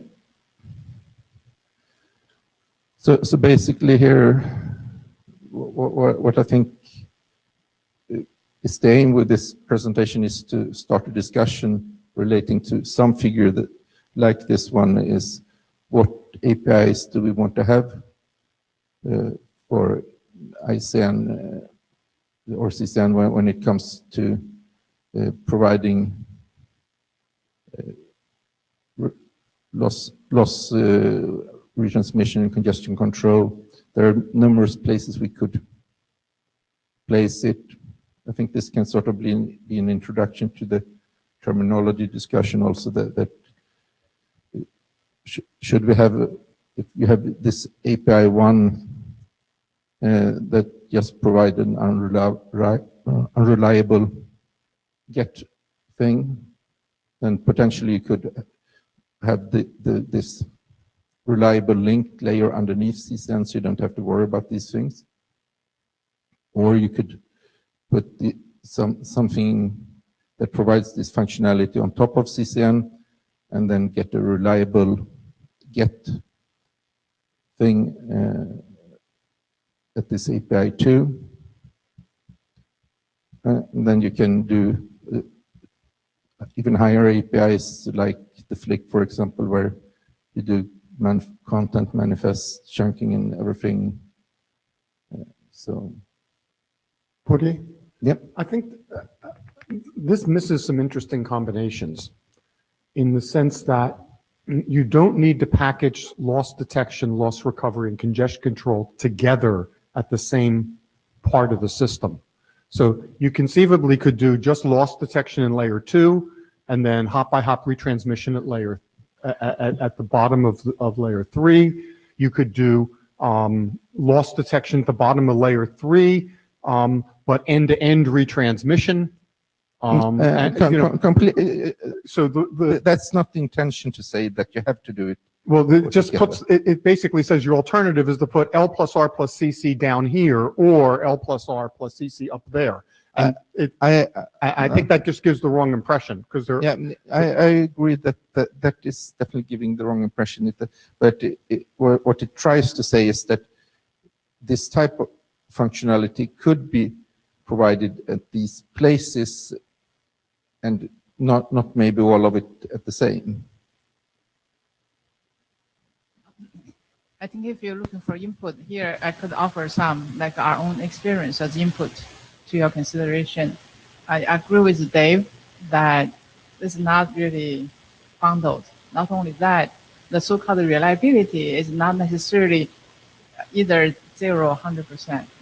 No, and I'm not saying this is the way we should look at it. I'm saying that it would be very helpful if we could agree on a picture similar to this one, and we could map where we want to put different things. Yeah, the only reason I'm pushing on this one a lot is that in previous architectures, it actually was very difficult to disentangle loss detection from retransmission recovery because of the way things worked. And we have an opportunity through our stateful forwarding model and some of the many other changes we had, I think for the first time, to really look at decoupling loss detection from recovery. And even for recovery, you can come out of very different stages. So I was saying that I want to share some experience. What we have learned is that for very heavy loss links, you'd rather fix the losses, unless it's a congestion, that's a separate issue. But if there's a noise loss and some other issues, you want to do, we say, best effort loss recovery. That is, it does not give you reliability, but try the best without interfering with the end recovery, and do some quick recovery, as long as it doesn't introduce noticeable delay. So Yeah, that's called the best I effort. think, Luca, your wireless thing does that, right? Yeah, that's Yeah. exactly the same thing. And Yeah. Similar that's thing. what So we had a great intern that did that whole set of experience. I think it's just the year before that the paper in last year's ICN conference. That's when I saw that paper, I thought it was a really great paper, captured that notion. So that function is currently, as we speak, I think it's being put into this NDN link layer protocol. Yeah, FOP, so that it's not anything even touch upon the CCN NDN layer at all. Then even for the higher layer, I think, again, I'm just providing you the input. Okay, I think that one would like to give the option. I'm not trying to propose a solution or where we should do this or how we should do it or anything like that. I'm just saying that it would be really good that if we had a common model with common names, where we know what we mean when we talk about this, so people can relate to it. That's all this is proposing to say. I'm just offering, I think it ought to be, or at least our experience said that it's beneficial to have some kind of best effort, the low-level recovery, so that it really brings tremendous benefit to the perceived performance at the application level, and there's virtually no cost. And the reason we make this presentation is that we think this has been discussed too little in the ICNRG, so any contributions relating to this is more than welcome. Just one remark about in the paper that you cite last year. So there's LRCC, but we made also decoupling notification, because in notification, this is where you get really decoupling, because the detection can be local. The notification, especially when you in the mobile environment, the notification is really important, because in some cases you don't want to recover, because recovering locally would be just meaningless because you're moving. So probably you should add another N, like to do the notification. Notification in the end is going to be end-to-end, but when you have this end-to-end notification, you can have the other local repairs that can be optimized in the global optimization that you do in the end. But so I would add an N into the notification also, yeah. So why is I agree with look on the either the N and also R here? Is that recovery or is it reliable? I think it should be two separate. There's one's recovery, but doesn't necessarily mean it's full recovery. That's the full recovery becomes reliability. So further splitting could be helpful. Yeah. No, this is absolutely not a proposal on how we should do this. It's just an illustration to the picture that we would like to see, that is one that is common and everybody agrees on, that we can have as the basis for our discussions. So forget this one and draw a completely new one, and I'll be most happy to discuss that. But I think it would be helpful to have a common model, and where people, when they have proposals that we want to do loss detection in the link layer, or we want to do loss detection above the CCN layer, or what you want to do. So we can discuss, and people understand where you are in the stack with your proposal, where you propose this mechanism to be operative. So I don't want to obsess too much about this slide, but one thing on the slide I really do disagree with is that this CCN L plus R plus CC has to be TCP friendly.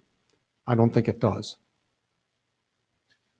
I don't agree with that either. That's Anders Baby, and I disagree with him as well as you do.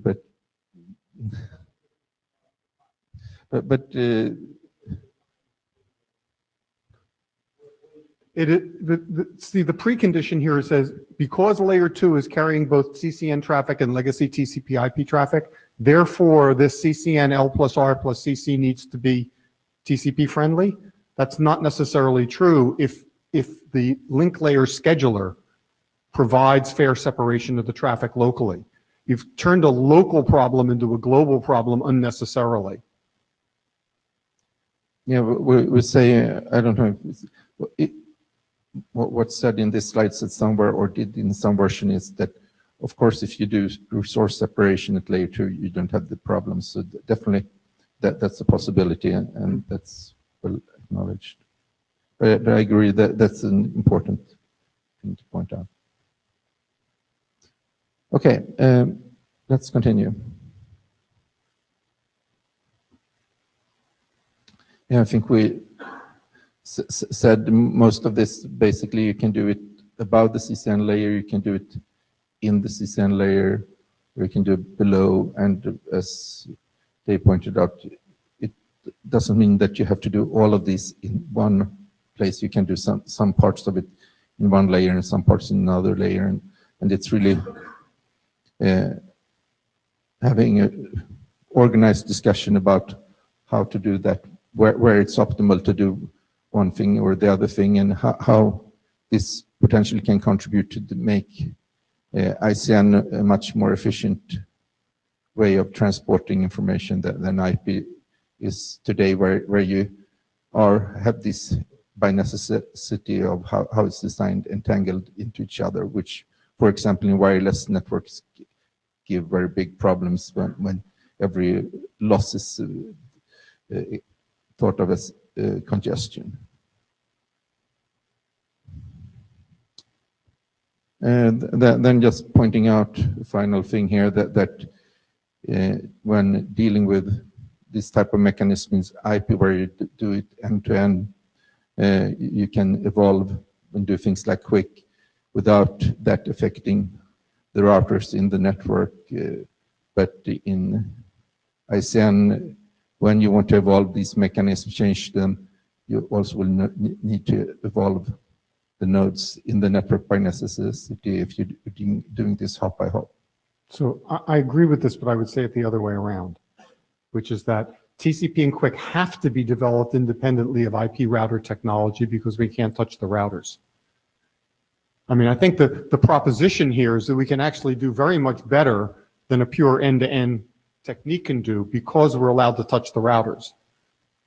Whereas TCP and QUIC, you know, are effectively hampered. They're hamstrung by the fact that they can only run end-to-end. Okay, if you want to put it that way, I'm happy with that.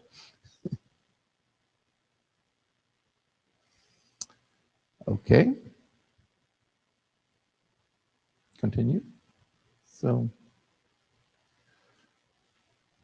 as I said, do we want to formalize a discussion around how to do this in ICN and come up with some reference picture, terminology, and so on? I think that would be quite useful. We think that would be quite useful. So this is really a pitch for doing some more organized work in this area. That's all I just want to say.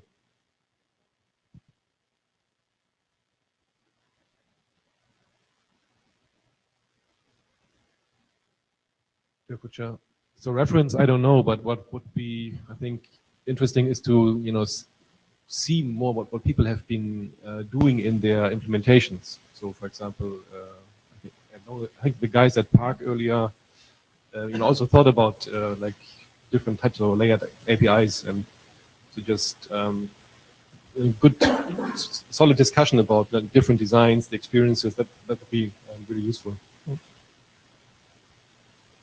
Yeah. Okay. Yeah. Okay. Any other comments, questions? Okay. I guess we'll break for coffee then. Yep. Great. Let's be back 5 past. Should we say? That should be enough.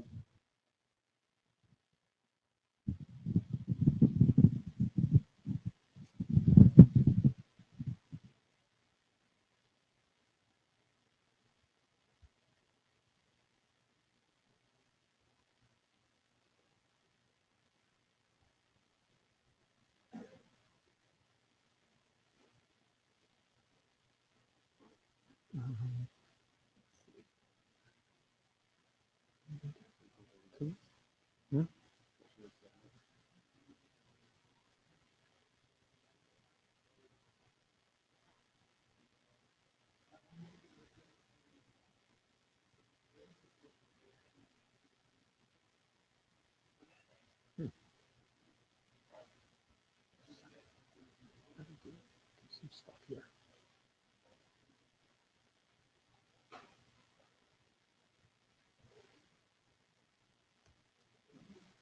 Come over to here.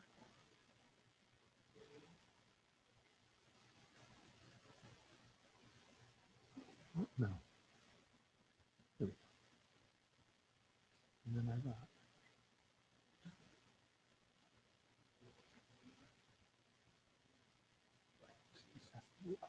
vision. This file.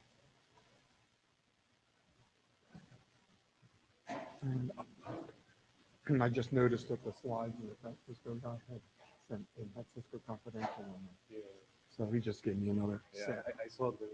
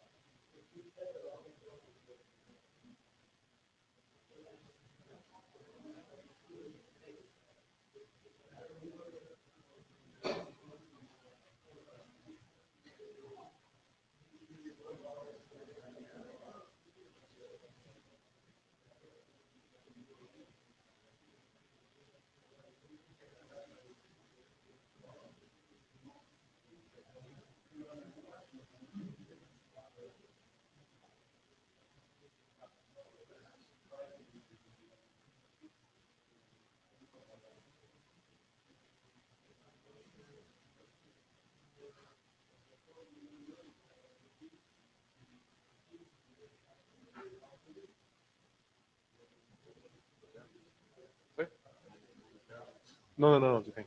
Like,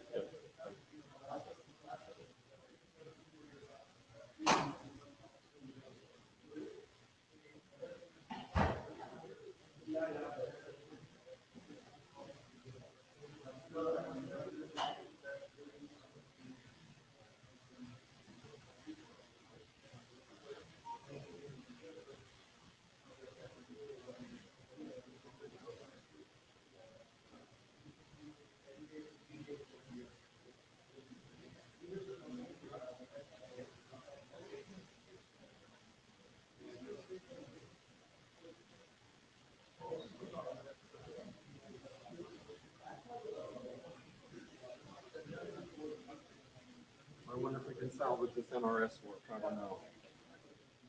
Yeah. All right, so I need to get Bastian's slides. She sent some.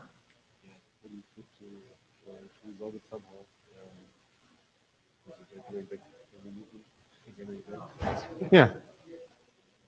It's not going to go away.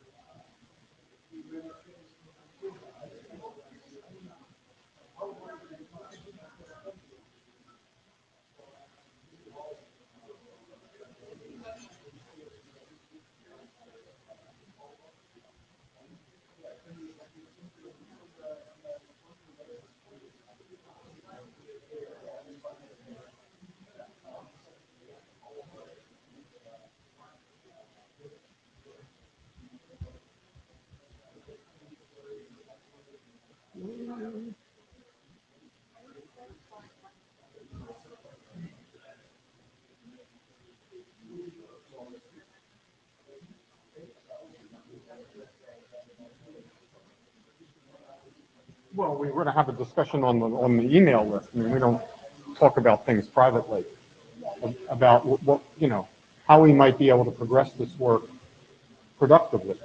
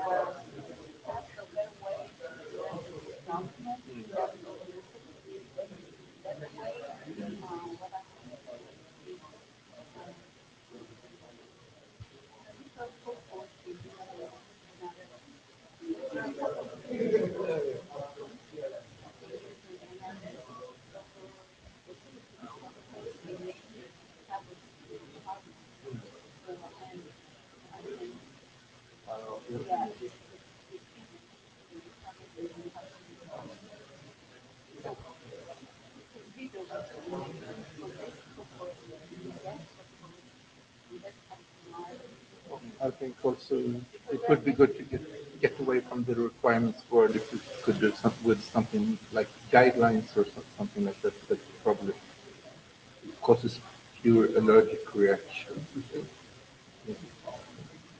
I want to say that, but they have a better word. So I think there's a document seen. It's about, defining experiences and working with resolution in ICN. Okay.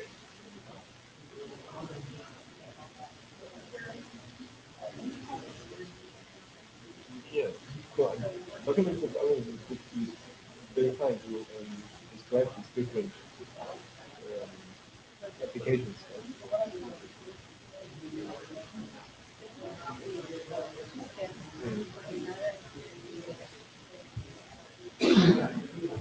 But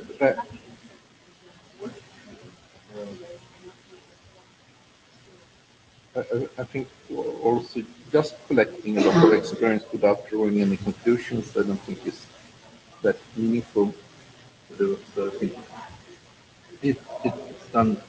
So the experience and guidelines with the name resolution in ICN, something like that. Because I think the goal must be that comes up to some kind of conclusion. So,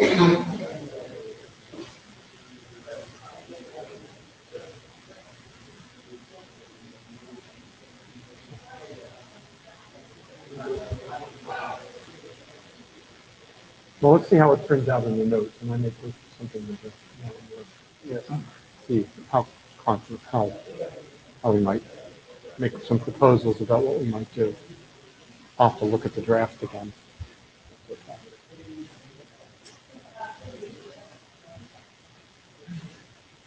so a couple I think when you start talking about the high-level requirements without maybe having to build the system, because you know, you're just assuming that these are things that could be important to consider. These documents are normally not so well conceived in this movement.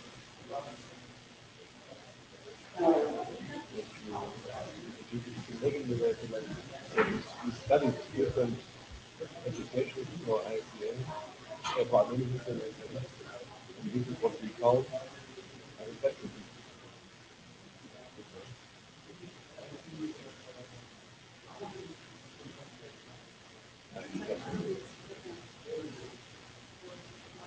Yeah.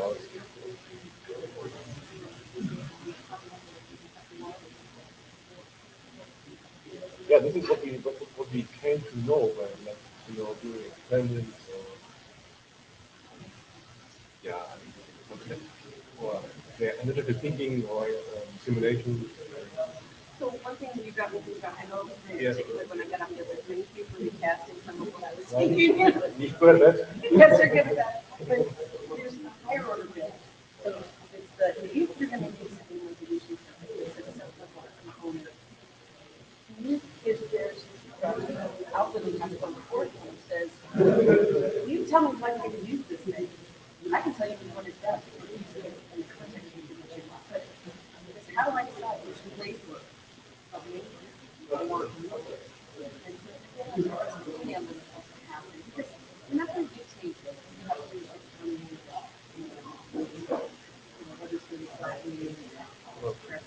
Whatever it is, recommendation before you even get to the your book, which is then even that you're using kind of making certain requirements in that book.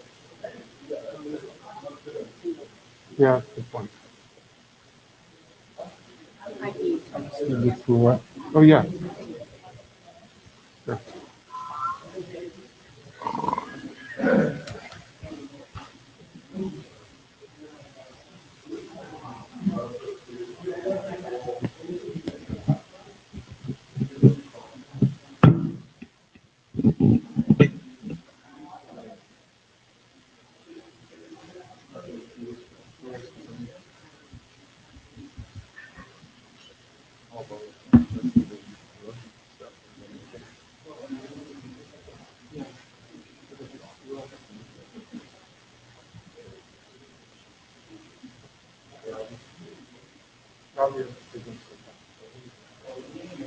Why don't we talk about terminology that's very run out of time?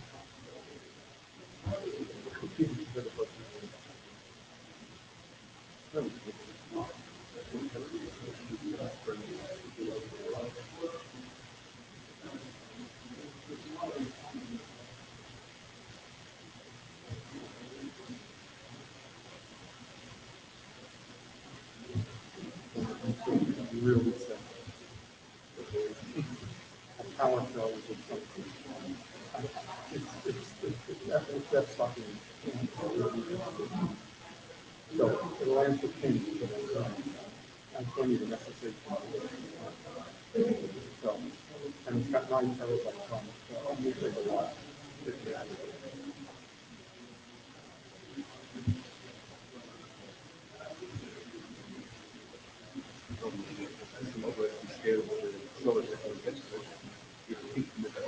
Well, this is why my parity bridge really sucks.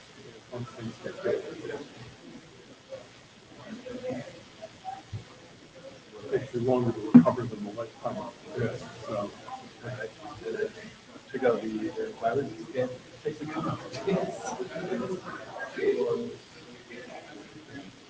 think this will come back.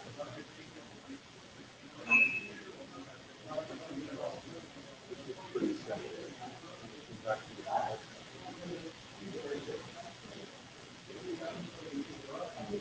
So we have to call Comcast to have them send a reset to the cable modem before everything came back.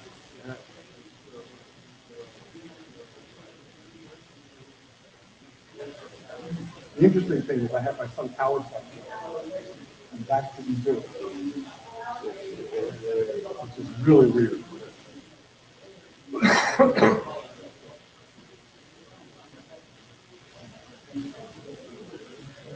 Must have been some configuration disagreement. A good chunk of Cambridge went out.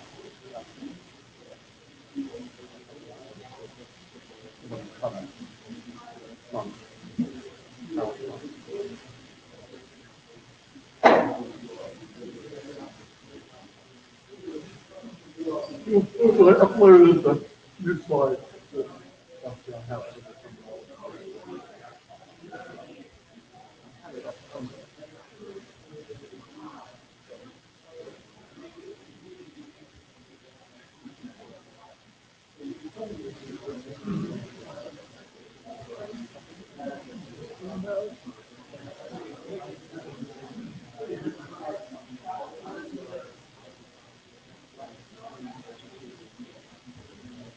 And my 5 Google windows, each one tab, and Chrome windows, 10 tabs.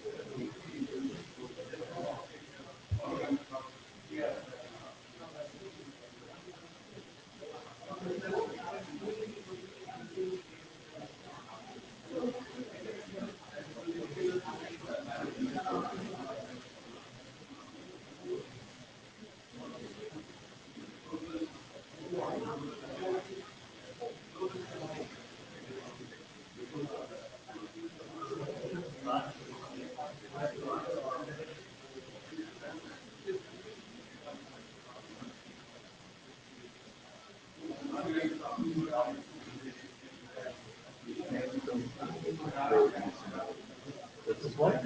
The main code. Mailman. Yeah, it's an IMAP mail file. It's regular IMAP, but it just, it does IMAP right. Yes, it does. and you can get it to do what you want. They were pretty. It just doesn't fall over in scenarios that Apple falls over. What actually got me to it is it supports both S-line and OpenTTP reasonably. Apple knows it's all confused sometimes and just even refuses to tell you whether something's been signed or not. That's what caused me to initially shift.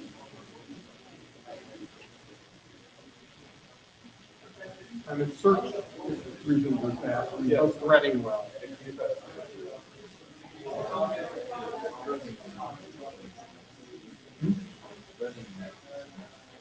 Yeah, this does threading. Nobody does threading perfectly. One of the nice things is, so here's a mail message from Bastian.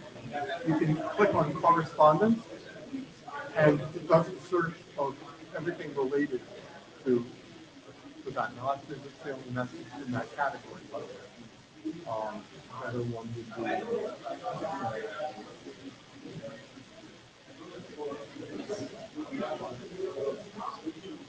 So that's everything back and forth with Alex about workshops across multiple threads. And then it's got some nice smart mailbox.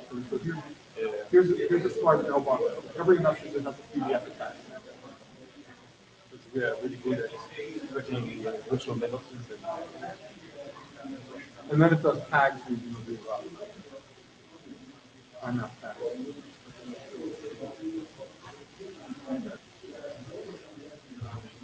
It's not cheap. Yeah, it's about $50. Yeah, that's cheap.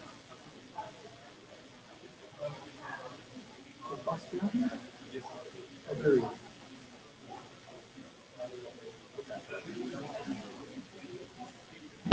Ladies and gentlemen, the sooner we get started, the sooner we get finished.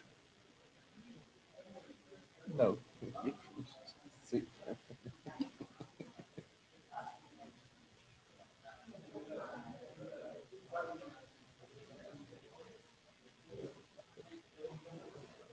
You put up the slides.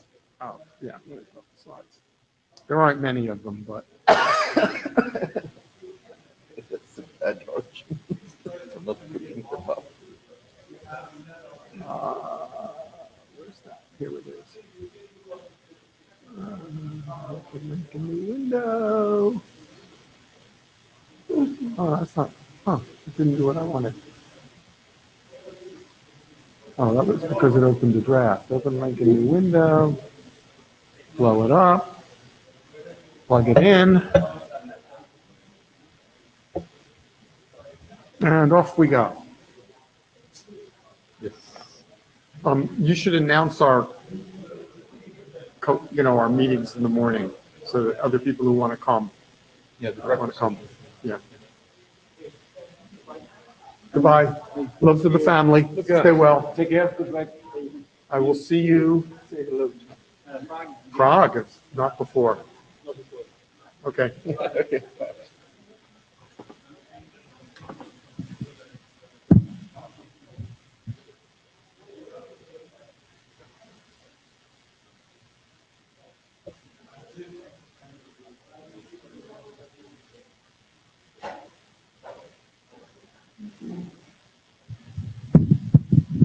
All right.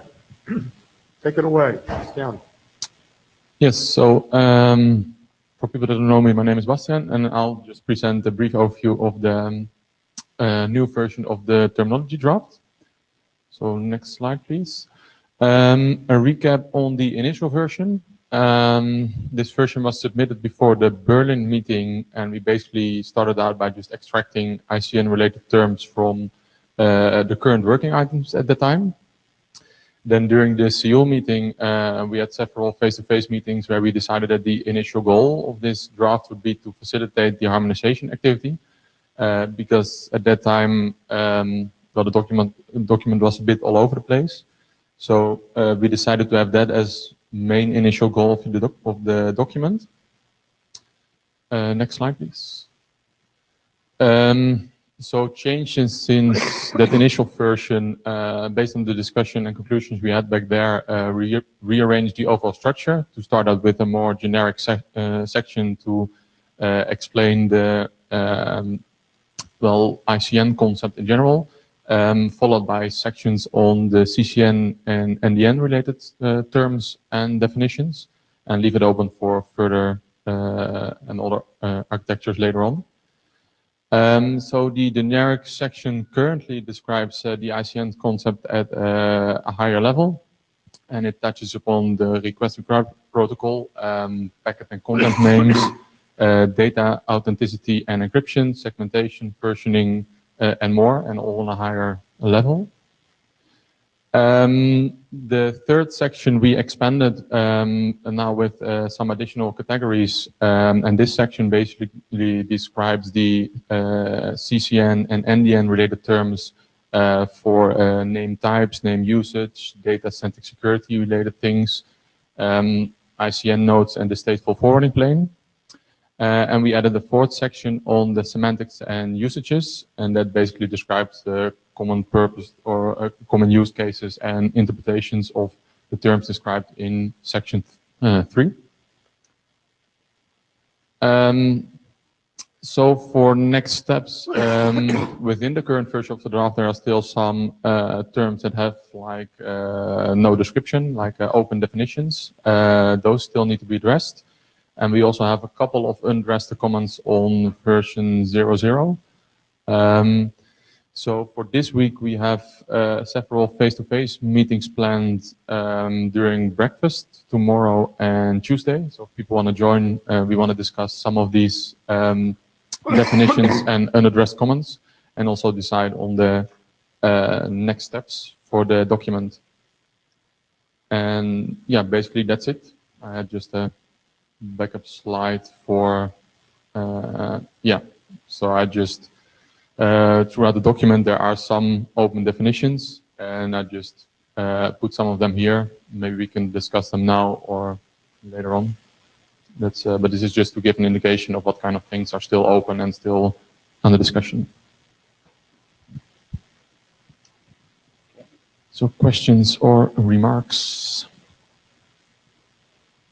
Well, just from the point of view of the chairs, this document would benefit from more input from people, particularly people who have not sort of gone down into the depths of one or the other of the particular architectures that we're trying to cover with the terminology, because one of the most important functions of this document is to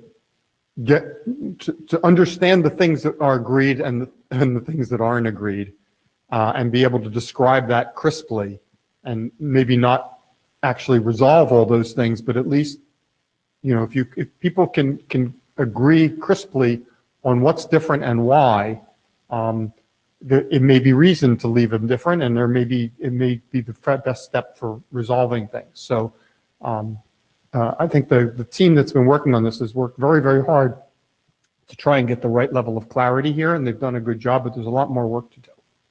So soliciting help.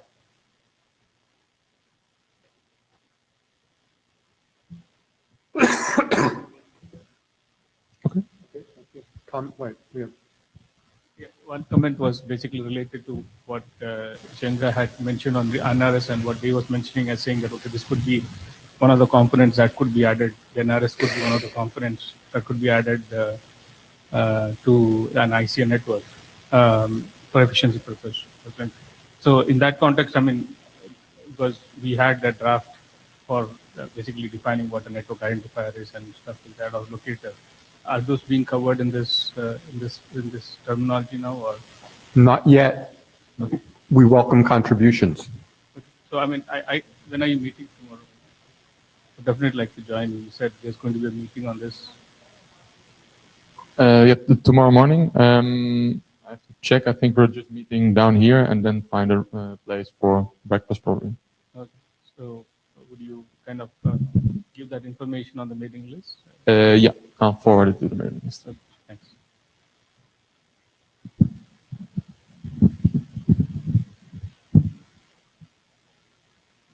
Thank you, Bastian.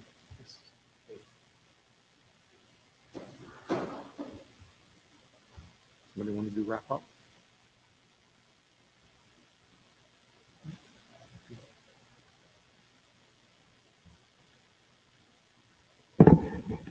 You're good.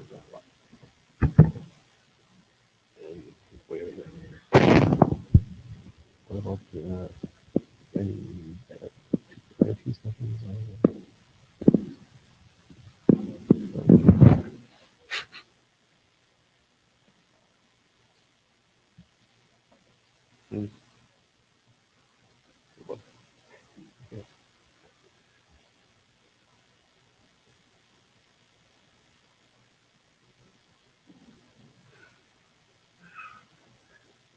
Okay. So that is there anything else that people would like to discuss today? So we have a bit of time left. Is there any new work items, ideas? So we have another meeting on Thursday. Please look at the agenda for Thursday and make sure we haven't missed anything. Right.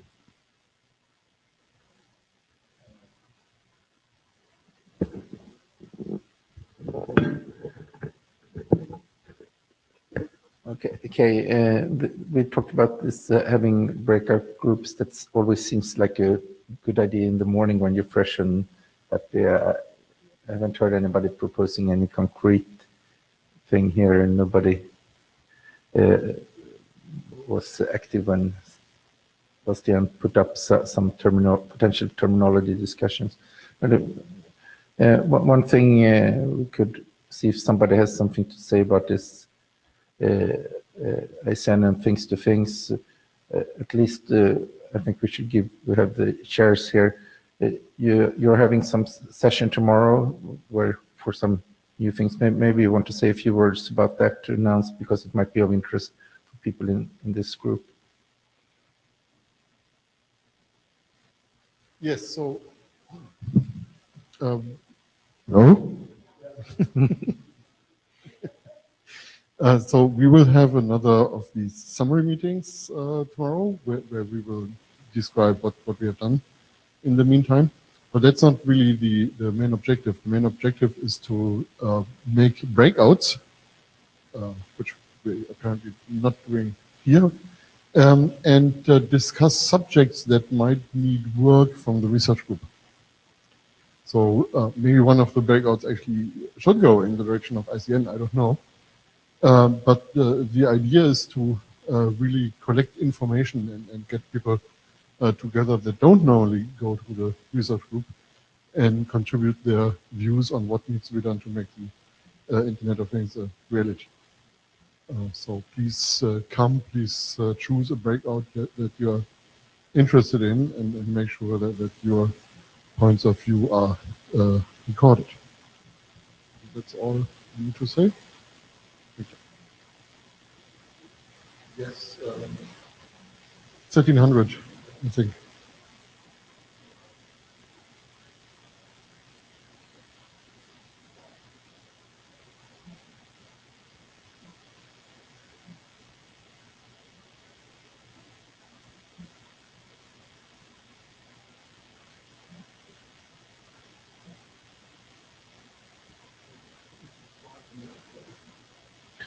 So one of you finished this. Yeah, here, close it up. Okay, yeah, please consider attending that Think to Think RD meeting tomorrow at 1 p.m. And please be sure to be at the ICNRG meeting on Thursday morning at 9. And Bastian is sending around some information about getting together on the terminology draft. Thanks all for your presentations and discussions. I'll see you around. Meeting finished. Thanks, everybody. See you Thursday or earlier if you're doing any of the other activities.